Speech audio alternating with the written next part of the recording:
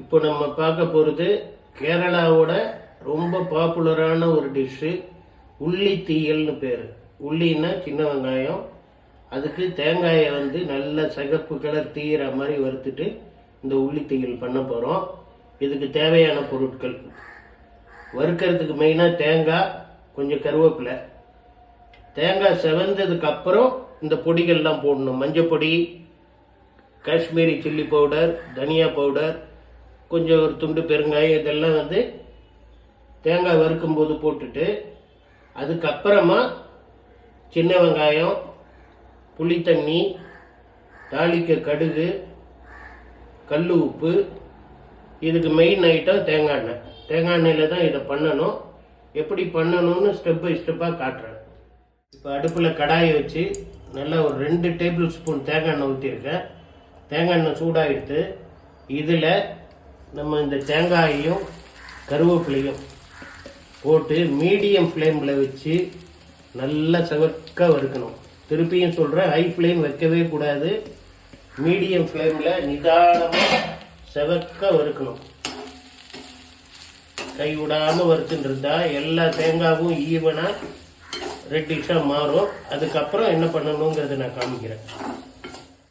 தேங்காயை தேங்காய் எண்ணெயில் நல்லா வறுத்துட்ருக்கோம். கலர் மாதிரி இப்போ தான் லைட்டாக செவக்க ஆரம்பிச்சிருக்கு. இதே வந்து கேரளாவில் சில ஏரியாவில் இந்த தேங்காய் கூடவே தனியா, மிளகு, ஜீரகம் எல்லாம் போட்டு வறுப்பாங்க. நிறைய மெத்தடில் பண்ணுறாங்க கேரளாவில். இது நான் பண்ணுறது ஆலப்புழை மெத்தடு. இப்போ பார்த்தீங்கன்னா நம்ம போட்ட தேங்காய் நல்லா செவந்து வந்திருக்கு. இந்த ஸ்டேஜில் நம்ம எடுத்து வச்சிருக்கிற இந்த மஞ்சள் தூள், காஷ்மீரி சில்லி பவுடர், தனியா தூள், இது 3ஐயும் போட்டு ஒரு 2 நிமிஷம் இந்த தேங்காய் கூடவே வறுக்கணும். இப்போ பார்த்தீங்கன்னா நம்ம போட்ட பொடிங்கள்லாம் சேர்த்து ஒரு 2 நிமிஷம் வறுத்தாச்சு. தேங்காய் ஆக்சுவலாக இந்த கலருக்கு இருக்கணும். இப்போ இதை தனியாக எடுத்து ஆற வச்சு அரைக்க போகிறோம். இப்போது திருப்பியும் கடாயை அடுப்பில் வச்சு நல்லா ஒரு 3-4 டேபிள் ஸ்பூன் தேங்காய் எண்ணெய் விட்டுருக்கேன். அதில் ஒரு சின்ன துண்டு பெருங்காயம் போட்டுட்டு, 1 ஸ்பூன் கடுகு வெடிச்செடுத்து, பெருங்காயமும் நல்லா பொரிஞ்சிருக்கு. ஒரு 1/2 ஸ்பூன் வெந்தயம் போட்டதுக்கப்புறம் நம்ம க்ளீன் பண்ணி வச்சிருக்கிற சின்ன வெங்காயம், பச்சை மிளகாய், கருவேப்பிலை இதை போட்டு வெங்காயம் நல்லா சுருளாக வதக்கணும். அது வரைக்கும் இதை வதக்குவோம். வதக்கினதுக்கு அப்புறம் புளி தண்ணி விட போகிறோம். நம்ம இப்போவே இந்த டிஷ்ஷுக்கு தேவையான உப்பையும் போட்டுடலாம். உப்பு போட்டால் வெங்காயம் சீக்கிரம் வதக்கும். பார்த்தீங்கன்னா நம்ம போட்ட சின்ன வெங்காயம் ஓரளவு கலர் மாறி நல்லா வெந்திருக்கு.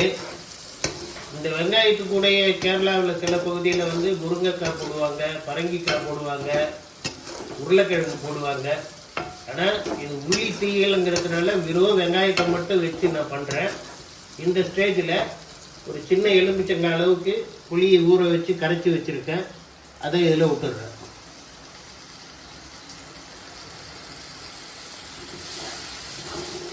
உப்பு நம்ம ஏற்கனவே போட்டுட்டோம். இப்போ இந்த புளி தண்ணியோட வெங்காயம் சேர்ந்து நல்லா கொதித்து வேகட்டும். ஒரு 1/2 ஸ்பூன் மஞ்சள் பொடி போட்டுக்கிறேன். அதில் ஏற்கனவே தேங்காய் அரவையில் போட்டிருக்கேன். இருந்தாலும் இது கலருக்காக ஒரு 1/2 ஸ்பூன் மஞ்சள் பொடி. அதே போல் ஒரு சின்ன துண்டு வெல்லம். எல்லாம் சேர்ந்து நல்லா கொதிக்கட்டும். நம்ம இந்த தேங்காயை, வறுத்த தேங்காயை அரைச்சிட்டு இது நல்லா புளி தண்ணி பச்சை வாசனையெல்லாம் போனதுக்கப்புறம் அந்த அரவை இதில் போட்டலாம். இப்போ பார்த்தீங்கன்னா நம்ம ஊற்றின புளி தண்ணியில் வெங்காயம் நல்லா சூப்பராக வெந்துடுத்து.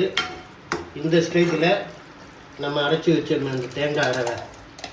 தேங்காய் பொடிகள்லாம் போட்டு அரைச்சோம் இல்லையா, அந்த அரவையை போட்டுட்டு நல்லா கொதி வாங்கணும்.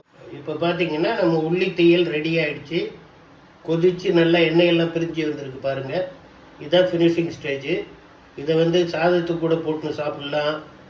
இட்லி, சப்பாத்தி, தோசை, பரோட்டா எல்லாத்துக்குமே நல்ல ஒரு காம்பினேஷன். இது ட்ரை பண்ணி பாருங்கள்.